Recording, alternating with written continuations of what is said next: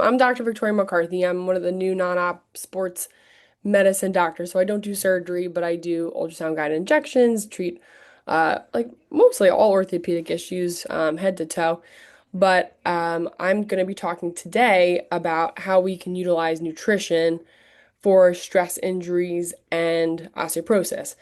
I have a background, I have a master's in nutrition, so I always like to kind of tie in nutrition and my family medicine background with sports because it's so integrated in treatment for patients.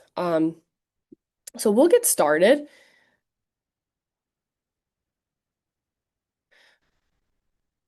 So to go over a few reasons why this matters. So bone injuries and bone loss are very common and they're often preventable. You know, we look at mechanics, we look at again at nutrition because those are the building blocks. Um, And in addition, a lot of people don't realize that underfueling can actually weaken your bones. What comes in has to come out. So if you don't have enough coming in, your body is going to take energy from its sources. So we would hope that would be from a fatty source. But I'm sure a lot of you have heard the rage about all of these GLP-1s, which they're fantastic medications. But when people lose weight too quickly, they can lose lean body mass. And lean body mass is not just muscle, but it's actually bone mass. So, one of the dangers of GLP-1s is when people lose weight too quickly, they can lose bone mass. And this obviously is not what you want. Um, all right, sorry. And then and then what you're going to learn, and these are just basic objectives, is how nutrition supports bone strength and recovery, the difference between a stress injury, osteopenia, and osteoporosis. They're kind of different categories that can be a little bit confusing. Who's at higher risk for bone problems, warning signs that should not be ignored, and then practical steps to protect your bone health. So, again, fueling is protecting your bones. You need enough energy each day based off of your sex, based off of your what energy you're putting out. So a lot of times when we calculate a basal metabolic rate, we're looking at, are you sedentary? So is your job one of those jobs where you're at a desk all day? Are you one of those people that's working for the post office and you're standing all the time? Are you delivering packages? So you're picking up items. So, anywhere from sedentary to like very high, very active. And then in addition, if you're exercising, obviously you have even more of a caloric intake that you should be accounting for. Um, and lastly, nutrition not only affects your bone health, but it can affect your hormones. Cortisol levels can affect your hormones as well as recovery, and which in turn can affect bone density. Proper fueling is the foundation of not only bone health, but performance. So, not just in our athletes, but we all know how we feel if we don't have a good meal, we might feel sluggish. And we want to be in tip-top shape at home and at work and doing the things that we enjoy. All right. Hold on a second. I'm trying to pull up.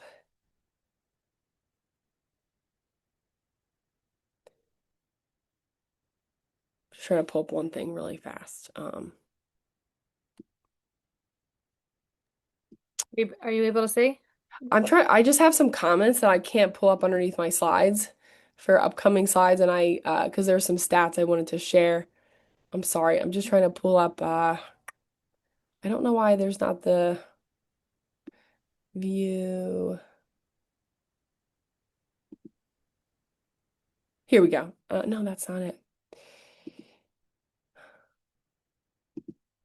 There we go. Now I got it. All right, perfect. So basic nutrition principles. Calories are how we can kind of objectively document how much energy is coming in. So we've all seen nutrition labels, which will say with the caloric value of what we're eating, and the breakdown of calories comes into carbohydrates, protein, and fats. Um, Carbohydrates are about 4 calories per gram, protein's the same. And then fat is about 9 calories per gram. So obviously, fats are more energy dense foods that help us with more sustained type of energy. Or as I tell my kids, we have short energy and long energy type foods. So our short energy foods are higher in carbohydrates. We break that down more easily and quickly, and fat takes longer to break down. If your intake's too low, your body has less energy for both repair and recovery, and utilizing nutrition can increase as our activity levels increase. So we need that proper balance. We think of carbohydrates as that fuel. So you think of those marathon runners that are squeezing those, glucose packets or even Skittles sometimes. They want that quick energy. Then we have our protein, which supports repair. So your muscles are breaking down just like your bones are breaking down and rebuilding all the time. So proteins help with supporting repair and maintaining bone health. And then also fat supports hormones and overall health. Right, next slide. Sorry, it's I'm lagging a little bit. It's That's not okay. clicking. All right. There we go. So carbohydrates are really our main fuel source. Um, we're looking at, serious athletes might consume 7 to 12 grams of carbs per kilogram daily to ensure adequate liver and muscle glycogen storage. So a 70-kilogram man will need about anywhere from 350 to 840 grams. I remember a funny stat when Michael Phelps was swimming and training, and they were saying everything he was eating besides showing his huge wingspan. And I mean, it was absolutely insane how much he consumed a day. He would eat like 10,000 calories a day because his body needed so much more fuel. Um, but again, this supports recovery and prepares our body for the next bout of activity. And low carbohydrate intake can lead to fatigue and poor recovery and not having the ability to kind of bounce back.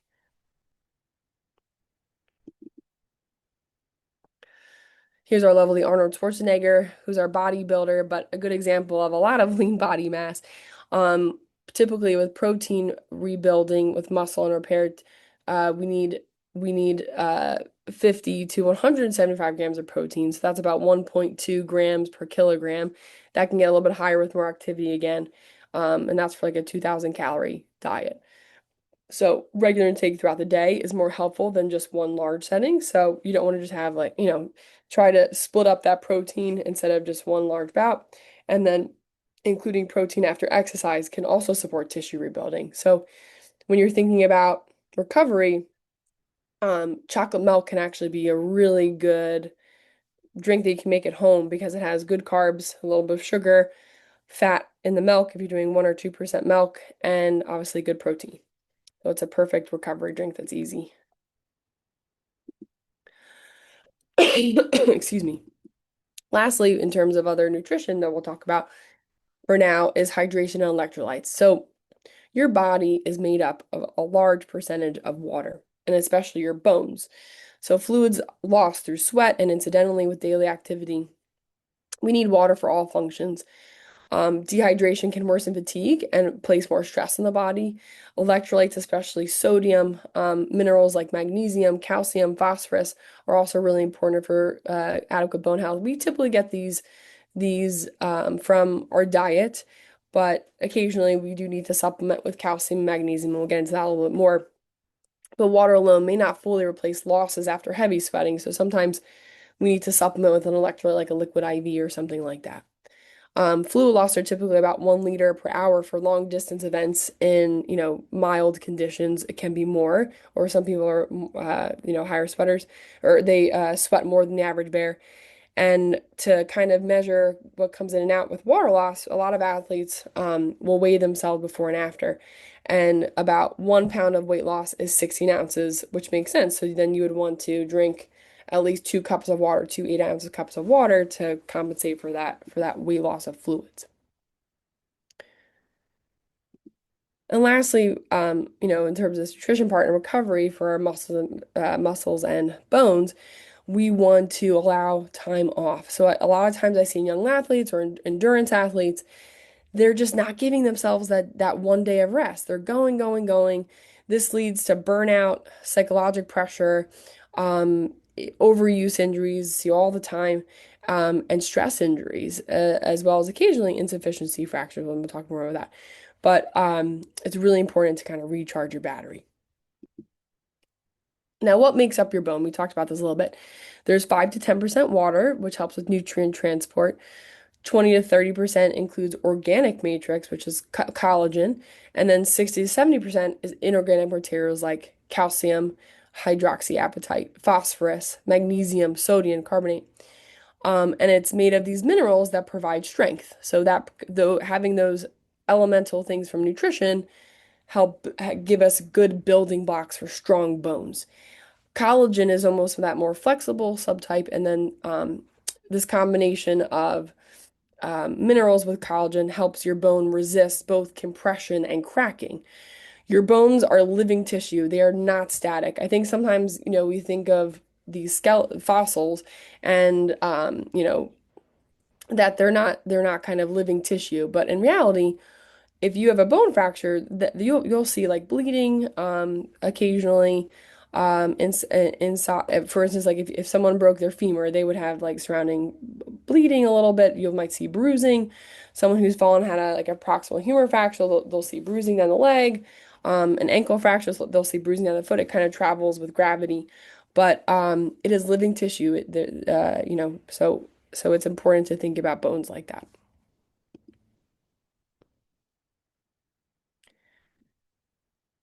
So again, different strength factors in our bones is calcium, vitamin D, and protein are probably the more important things we're talking about today.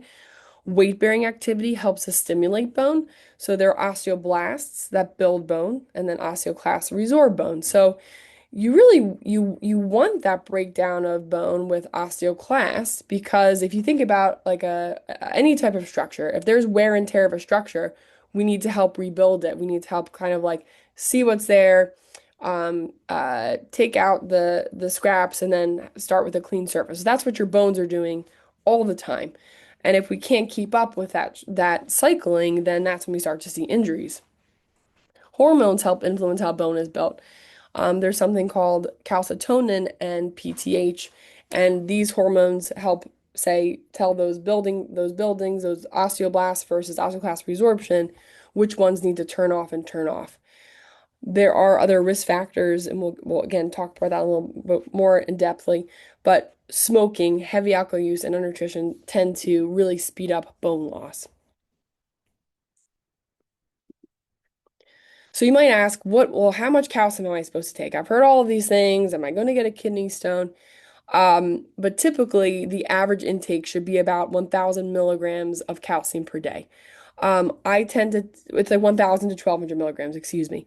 Women over 50 and women over 50 and men over 70 need a little bit higher at that 1,200 milligram daily mark. It's best to kind of split it up and not have all of that calcium at one time because you'll absorb it a lot better.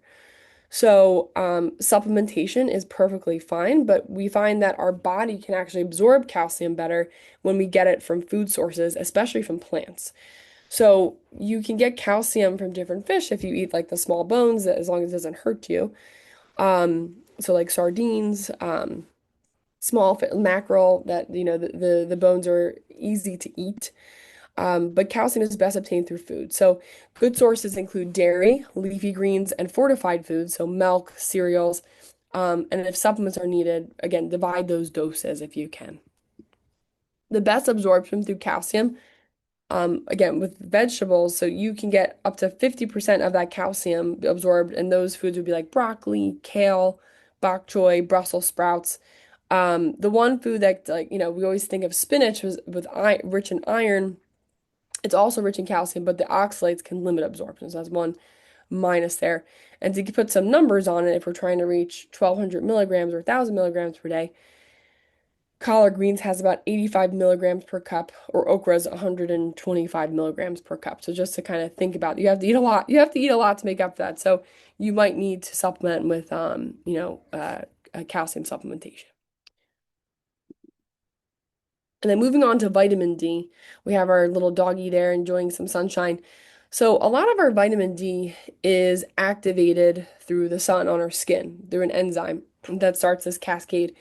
So this can change in people older than 70 due to properties of the skin. that this enzyme does not activate properly with sun, and if you're wearing sunscreen, obviously that won't happen as well either. But the typical requirement is about 600 international units to 800 international units of vitamin D per day. We're going to try to pick vitamin D3 because that's better absorbed than vitamin D2. And in adults over 70, we're pushing for 800. And to be honest with you, and when we talk about osteoporosis management, that number is higher. Um, but if someone has higher rates of fatty tissue, then they typically need to have even more vitamin D. So I typically recommend around 2,000 units, which will keep you at a good level because most people are vitamin D deficient, especially in the Northeast. So vitamin D does help your body absorb calcium. That's why we need vitamin D. And low vitamin D can make it harder to maintain strong bones. Um, and then we talked about some of the sources of vitamin D, like fortified foods, fatty fish, and sunlight. Egg yolks are also a good source, as well as fortified foods and milk, yogurt, cheese. And we talked about some of those veggies.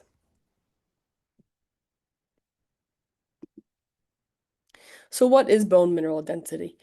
The analysis that I like to use for this, because it's a little confusing, is a ladder. So this young lady here, unfortunately, has fallen through the ladder because those spindles, those steps are kind of weak. And your bone, you think of it as a matrix of all these little spindles, and those spindles are kind of weakening or missing. And we're able to grade bone mineral BMD, bone mineral density, with a special test. So bone density naturally changes over time with age, hormones. So for most women, when there's a big drop in estrogen, they'll all of a sudden see numbers change a lot in their bone density. So that's why we typically, for screening tests with your primary care doctor, you have your first DEXA scan when you turn 65. If you're sedentary and not very active, as well as having poor nutrition, eating disorders, malabsorptive states like celiac disease where you're not absorbing well, those are also higher risks for a lower bone mineral density. So we like to get the DEXA scan to identify people at higher risk so we can do something about it. So what do you think the definitions are? And I'm sure a lot of you have had DEXA scans and wondered, man, I just like these numbers just don't really make a lot of sense. So let's talk about it. A T score, there's also a Z score, but a T score helps compare your value to the same group of, if you're 65 or older, or that same population for women. Men can get a little more complicated with this, but with women, it's kind of uh, the averages for them. So a normal bone density goes from 0 to negative 1.0. And if you think about it, if you're losing bone mineral density, the values are getting more and more negative. So while the number might appear to be getting higher, it's actually getting more negative. And that makes sense because if we're getting more negative, that means lower bone mineral density. But it can be confusing because you also see number, if you don't notice the negative sign, that appears to be higher. So normal bone density up to negative 1.0.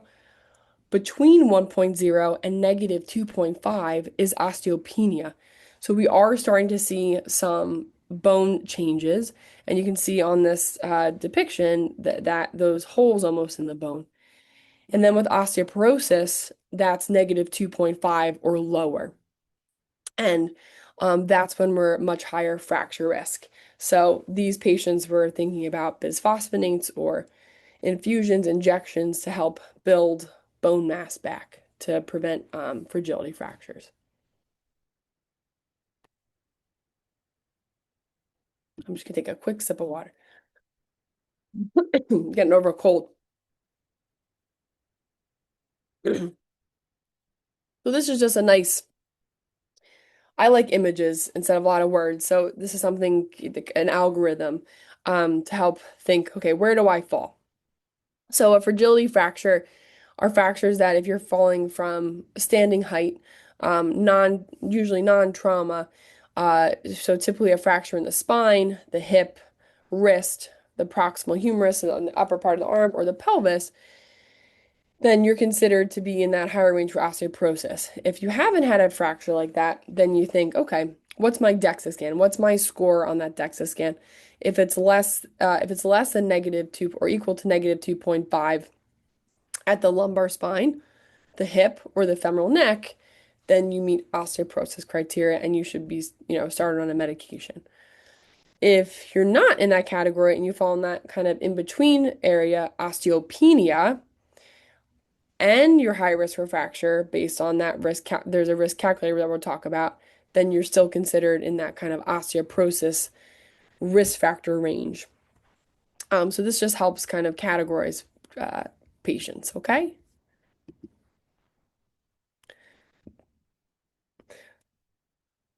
So who's at risk for these injuries? I don't know if one of my slides fell off. Okay.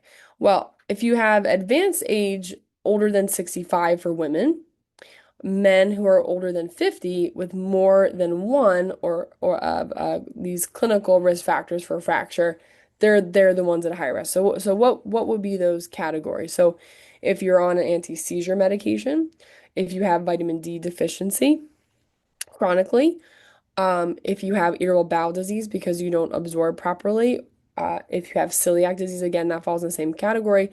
Pancreatic insufficiency, again, you're not absorbing vitamin D well, you kind of lose fat. Those who are at high fall risk, if they've had a previous fracture during adulthood, that's one of those places I previously mentioned, like the wrist, the arm, hip, as well as chronic PPI use. And that's one I really like to highlight because chronic PPI use is something that a lot of patients are on. They're on pantoprazole for a lengthy period of time, and that can change the acidity in the stomach so that you're not absorbing calcium as well. So just something that patients sometimes don't think or don't aren't aware that there are potential side effects with a pretty harmless drug like pantoprazole, omeprazole. Those might be names you've heard of that, you know, can cause harm and can put you at higher risk. Another big one is if you've been on chronic steroid use, so greater than 3 months. So while oral steroids can make you feel a lot better for many reasons, we do still want to be cautious that that could cause some bone mineral changes. But the really big one is cigarette smoking and excess alcohol intake. And we also look at patients who have had a height loss of more than 1.5 inches or kyphosis where they're kind of hunched over, that means that they potentially have had compression fractures in the spine, and I'll show you what that looks like. You can also have secondary osteoporosis from conditions like rheumatoid arthritis, hyperthyroidism, and malabsorption states like we mentioned before. So we really want to stay from smoking, heavy alcohol use for a lot of reasons, but especially for risk of bone loss.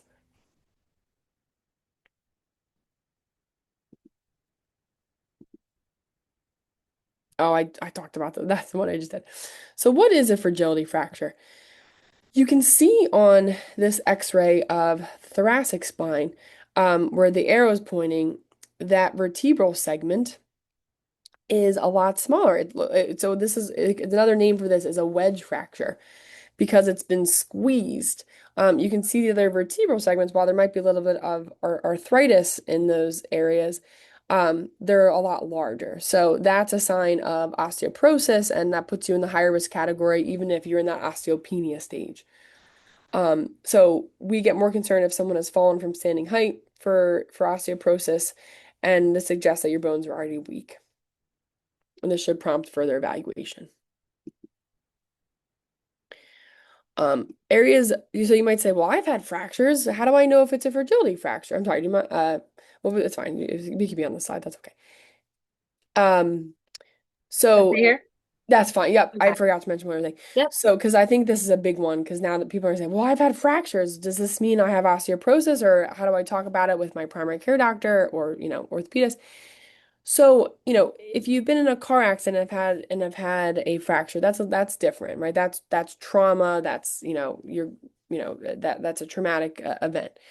Um, but fractures at certain skeletal sites are not considered fragility fractures. So the skull, the cervical spine around the neck, your hands and feet, are not considered fragility fractures. So I hope that assures some people. And then stress fractures are not, they're not considered, and I'm going to talk about that in a little bit, but stress fractures are not considered fragility fractures. That's due to repetitive use, typically, and otherwise healthy bones. Sorry, go next slide. So another tool that we use is called the FRAX tool. You may have seen this on your DEXA scan report. So we already kind of touched on the DEXA scan being the gold standard to test for bone density. There's just a small amount of radiation with the X-ray absorptiometry. If there's a greater than 20% or 10-year probability of a hip fracture is greater than 3%, then that is a clinical diagnosis of osteoporosis. So this is a very useful tool if someone's in between. And then you obviously want to do the DEXA scan like we talked about if there are certain risk factors or fracture history and age.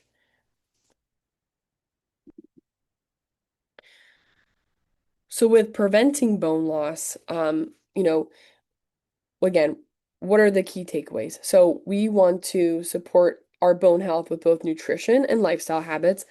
So weight-bearing exercise is huge for this. And you might, I feel like these weighted vests have become all the rage.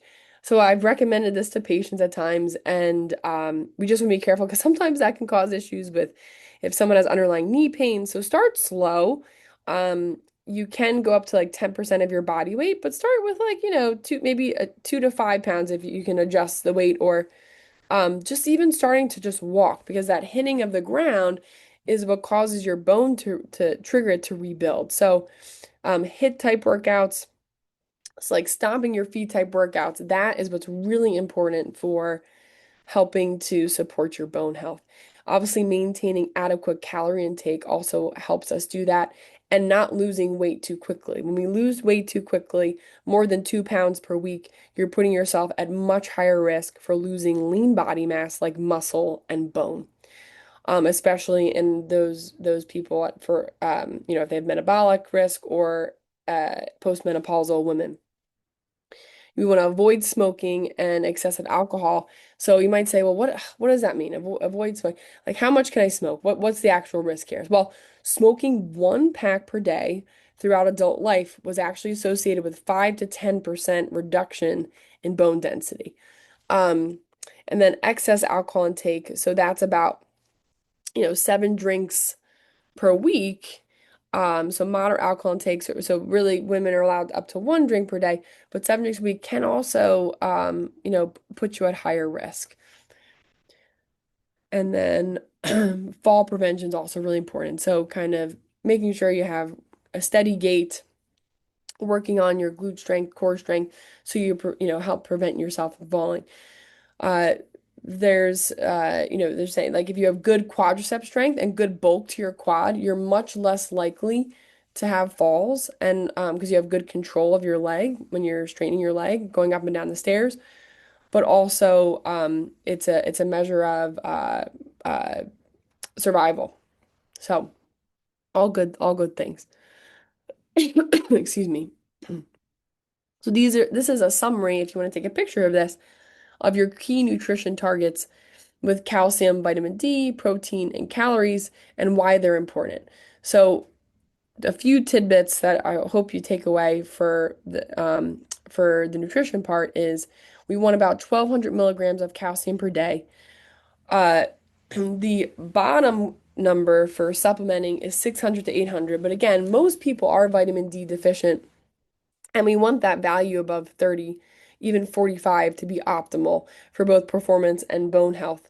And you can't even start some of these medications for osteoporosis unless your vitamin D level is above 30.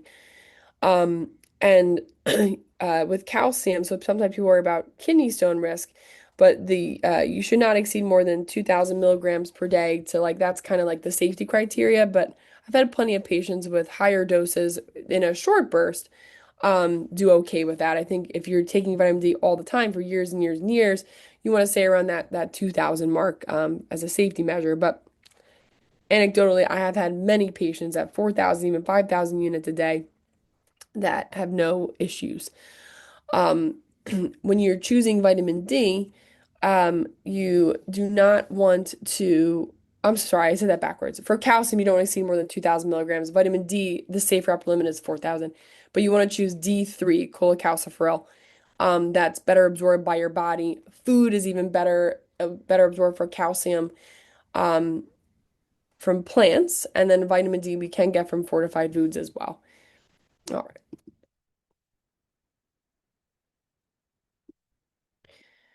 So this is our treatment overview that we've talked about.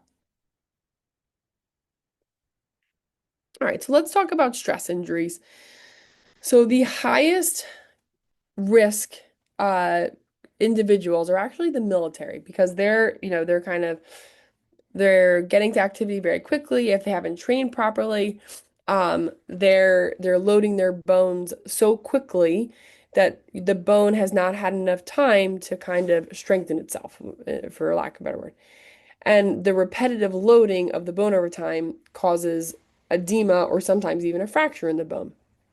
So this usually does not start because of one major traumatic event, like an accident or something like that. This is ramping up activity way too quickly, as well as some other risk factors.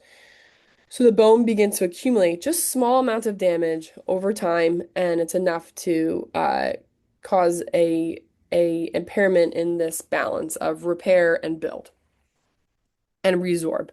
So when parent can't keep up, the stress reaction, stress fracture develops. So these injuries are very common in more active people and athletes, especially runners and people in the military. So you may ask, where are common stress injuries? So the most common site is the tibia or the shin bone. These can get a little confusing with shin splints, but they're located in slightly different areas. So a stress fracture of the tibia usually is like you can point to one spot on the cortex, like the almost the pointy part of your shin. And then if you go on the inside of the shin, it'll cover like a larger surface area, and that's more related to muscle imbalance and things like that. The fibula is also a common place for stress injury, and these pain areas should not be ignored, especially with those who are doing repetitive types of activity, and that should be investigated. Shin pain may also represent, like we said, a shin splint and not a fracture, and that's just kind of inflammation.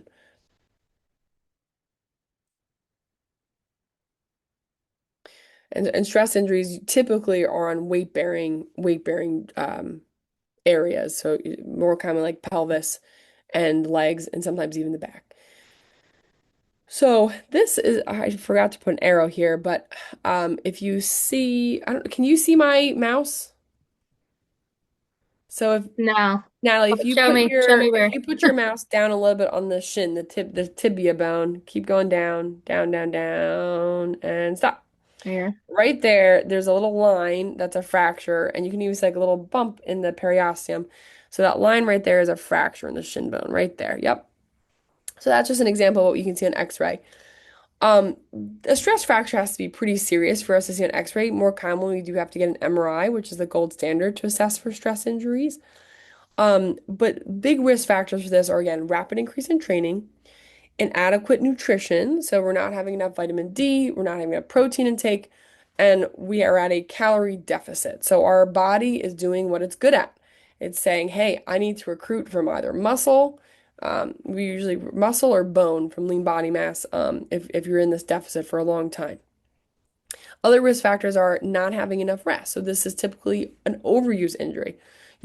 Athletes should be resting at least 1 day a week. And then if you haven't changed your sneakers in a while, your technique's off. If the training surface has changed, so normally you run on a track or a treadmill, but now all of a sudden you're running on cement, which is pretty hard on your body, those can set you up. And I always ask about that with patients. And then smoking and high alcohol intake. Again, same thing with osteoporosis, can definitely add to your risk. These are other common risk factors. So amenorrhea, not having a period for 3 months, or in postmenopausal women. Um, this affects more commonly women than men. If you already have a history of low bone mineral density, if your BMI is less than 19, if you think about it, so that means that someone's thin. they don't have as much weight with gravity to kind of impact bones to have that good bone mineral density. So that can be a risk factor. Obviously, if someone has an eating disorder because they're not getting enough in. If they've had a prior stress fracture, that's always a clue that they could be having a stress fracture again. Certain medications like methotrexate and Accutane, these are risk factors. Um, we talked about military recruits, rest period, change in surface, and another one that's really big. So in my runners, I always ask them, when did you change your shoes last? And how many miles a week are you running? So 25 miles is kind of that magic number. Obviously, when we're training for a half marathon or a full marathon, you're doing a build up and a gradual ramp up. Um, but if you were to go from, I run 10 miles a week and you go all the way up to 25 miles a week, that's a patient that we're saying you might be at higher risk. Again, smoking comes up again, running and jumping type sports because it loads the bones so much. If you have a history of low vitamin D or poor protein intake and adequate rest, and then greater than 10 alcoholic beverages per week, really bump your risk. So you might say, well, how in the heck do I know if I have a stress injury? The warning signs would be pain during activity is often the earliest symptom. Um, Pain at rest is another big one. So when you go home, you stop activity and you have a throbbing sensation, you're not even weight bearing, that's another clue. It's usually localized to one specific area, so you can point with one finger where it is. Um, it continues to worsen if you continue an activity. So if you haven't stopped what you're doing, you can't fix crazy, right? It's going to get worse. More advanced injuries may hurt even with walking or at rest. And then persistent pain, definitely deserves to a more thorough evaluation if it's not a stress injury. But I like this graphic because it also tells us where these injuries are most common. Again, the tibia and fibula are our most common areas for stress fracture. The navicular bone is a bone in the foot on the inside. The metatarsal region, so they're the smaller bones in the foot, those are also at slightly higher risk. And the less likely stress fractures are in the femur, the thigh bone, and those can be more concerning depending upon where it is, as well as the pelvis. These are less likely, but just good to know. And as you can see, these are all in the weight-bearing aspect of our body. So how do we diagnose a stress injury? Well, I have to hear your symptoms. We kind of go through all the risk factors. If I always ask my female patients, well, have you had a period? Are you taking birth control? Because sometimes that can get tricky. If someone's taking birth control, then I might be missing an amenorrhea, meaning they haven't had a period for 3 months. I've had patients who have been pregnant, even if they're taking a prenatal vitamin, um, those patients obviously aren't getting a period, but they are getting a lot of nutrition to the baby, so they're at higher risk for stress injury. We're going to see localized tenderness. You're going to look for swelling around the localized tenderness. And then in addition, you'll get an x-ray. Usually these are negative, so we have to get an MRI. And then we might look for certain things if there is a stress fracture, like I always do a metabolic workup looking at vitamin D deficiency specifically. So once that injury is diagnosed, and I'll show you what it kind of looks like on MRI with a graphic, but we want to get them back to your activity as soon as possible. So we first have to address what it is that's the cause, because usually it's from something. So we got to figure out why it happened, how to change that. We need to modify their activity, so sometimes they need to be put in a boot or a brace, temporary immobilization. Sometimes they need to be on crutches so they're not weight bearing. Once they're able to tolerate weight bearing and walking without pain, then we kind of, okay, let's see if we can progressively load your bone further with jumping. How do you do with that? And then we do some physical therapy. We make sure a patient's taking vitamin D and calcium. I typically recommend 2,000 international units of vitamin D and then 1,200 milligrams of supplemental calcium if they're not getting it from their diet. And a gradual return to activity. And then if as long as you're not getting return of symptoms, then we can start them back to activity. The other controversial thing, so people might ask, well, if again, the oral contraceptives, we can force them to get a period that could help with their bone density, but there's no evidence to show that that is actually effective.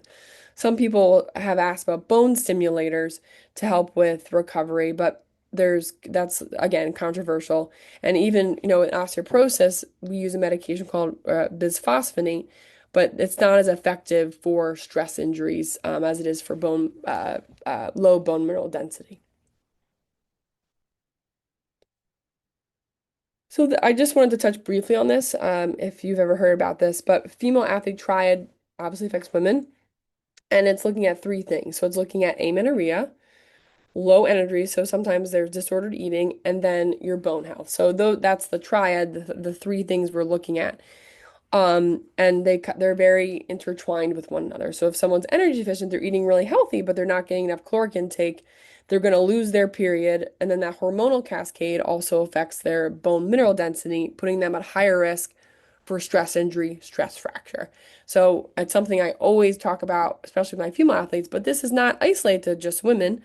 The red S, so relative energy deficiency syndrome, also ties this into men, which can tie into the pituitary gonad system. It's not just isolated to women, but obviously affects women a little bit more than men. And these conditions are often missed, so it's good to be on your radar. All right. So the importance of early bone health. I find these stats fascinating. 90% of your peak bone mass is reached by the age of 18. So if you have a young girl who's in a certain sport like gymnastics or cross country or certain sports where there's a quote unquote ideal body type where they're not potentially eating enough, they are at really high risk to have amenorrhea, no period for 3 months, and affect their bone mass. And I always talk to these girls. I'm like, listen, you have a stress injury, you're not getting your period. We got to get you on track because you're gonna have osteoporosis, and we're not gonna be able to really get you up to speed because you don't have much time to get your bones really healthy. So really the final age is like 25, 28. That's it. You have what you have. My tagline is what you got by the time you're 30. So we want to maintain that bone health, really get those good foundation building blocks with nutrition and good bone health at a young age. So that way you're not at even higher risk for osteoporosis when you get older.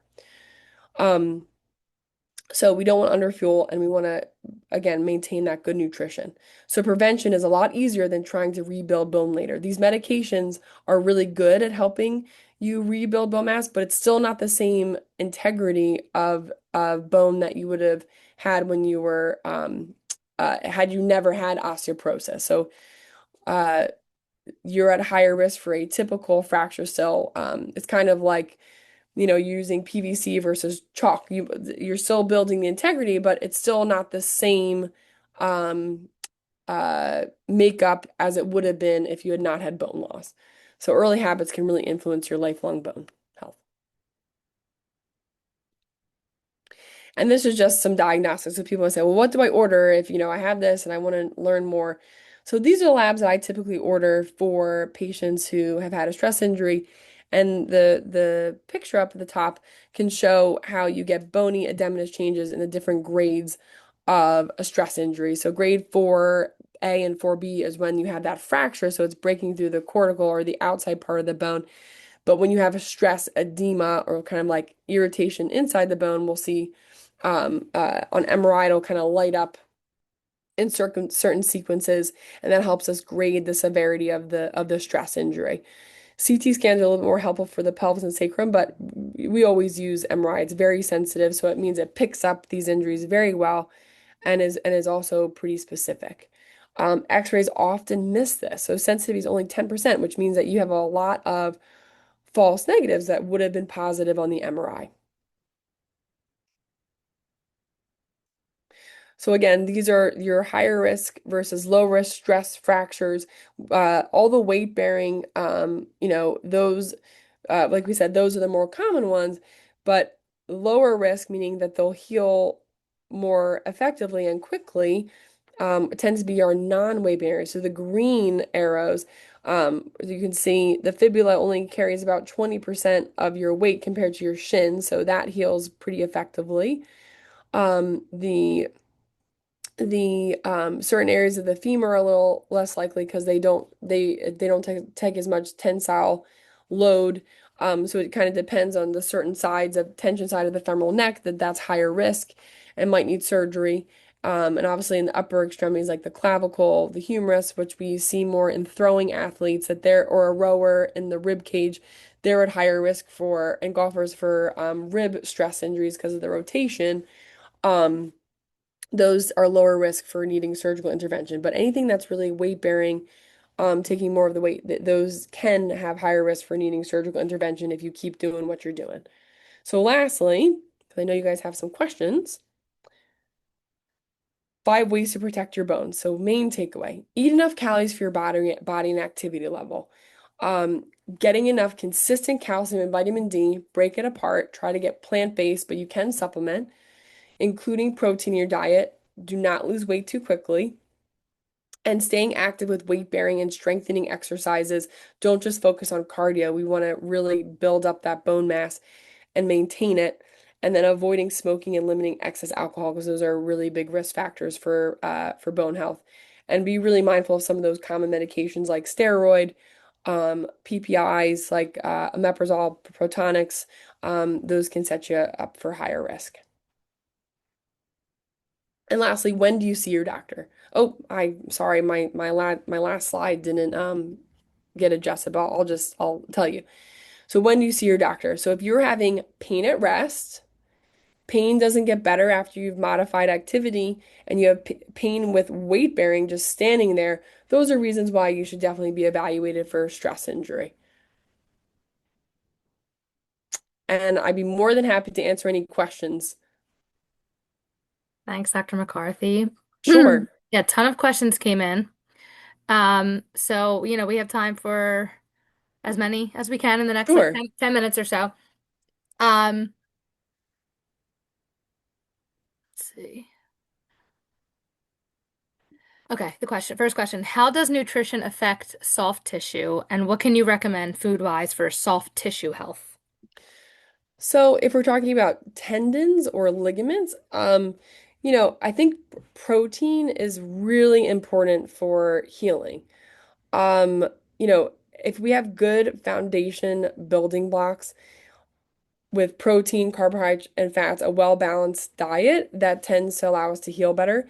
But I'll even tell patients that are athletes without any stress injury or bone health, an optimal vitamin D level is above 45 for kind of recovery. Um, so that touches on that. But I know sometimes patients will ask me, well, what about collagen or peptides? So you get into trouble water here with supplements because they're not FDA approved. They're not food and drug, they're not regulated by the Food and Drug Administration.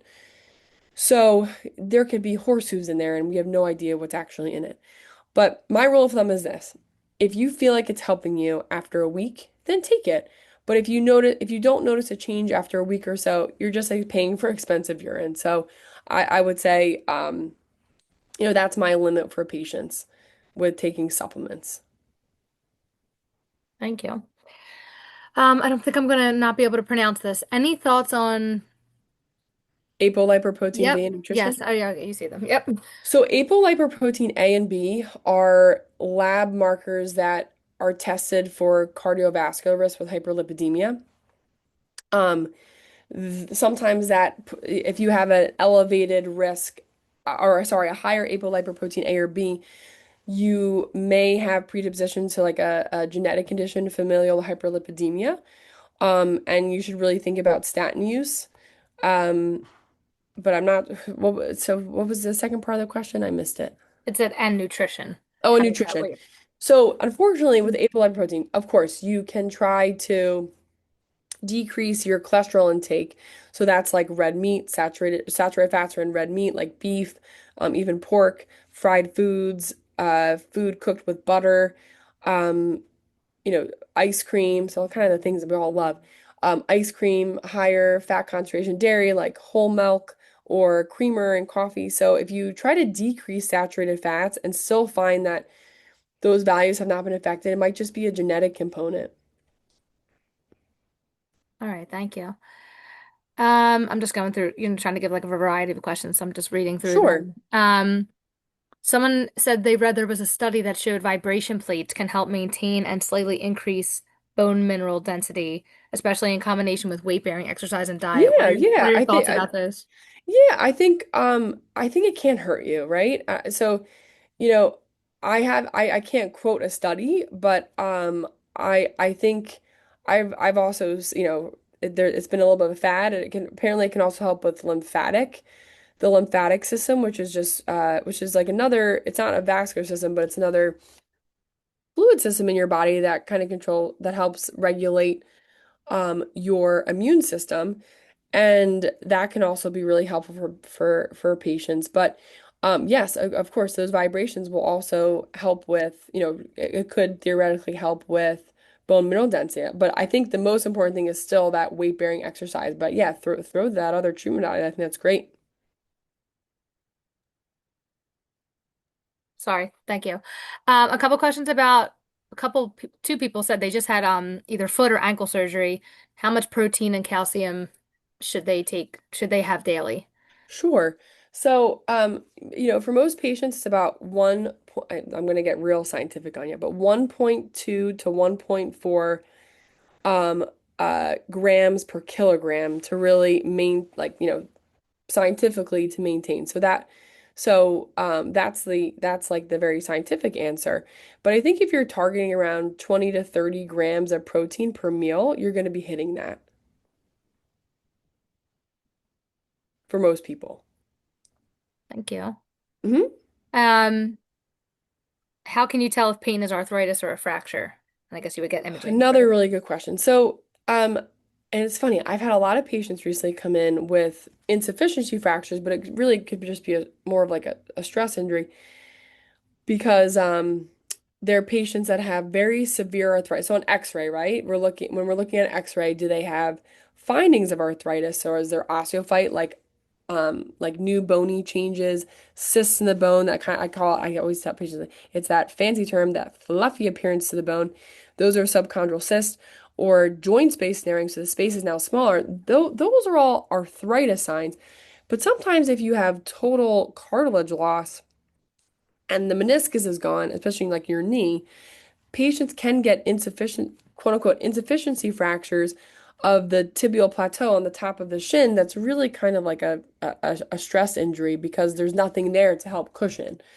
So that can be like it's important to differentiate that clinically.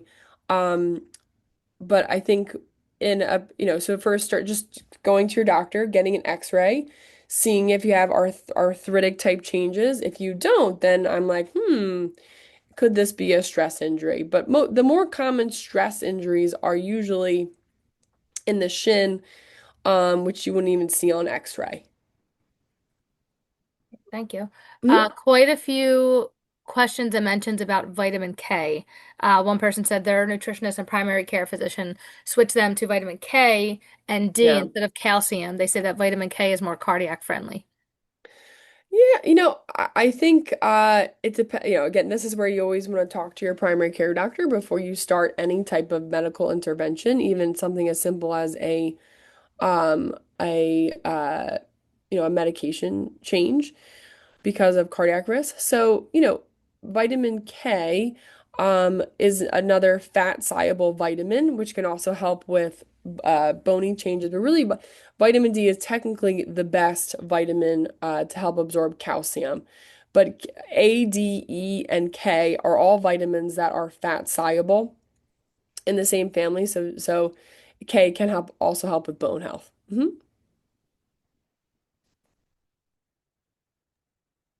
Right. Thank you. Um, someone said asked if they can get a hip replacement if they have osteoporosis.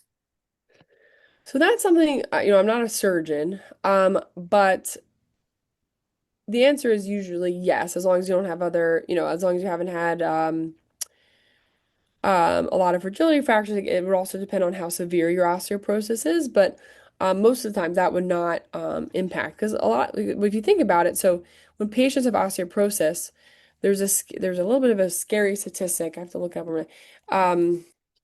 So with osteoporosis with hip fracture and back fracture, those are the most two common sites, and it's the chicken or the egg. Did you fall then break your hip, or did your hip break and then you fell?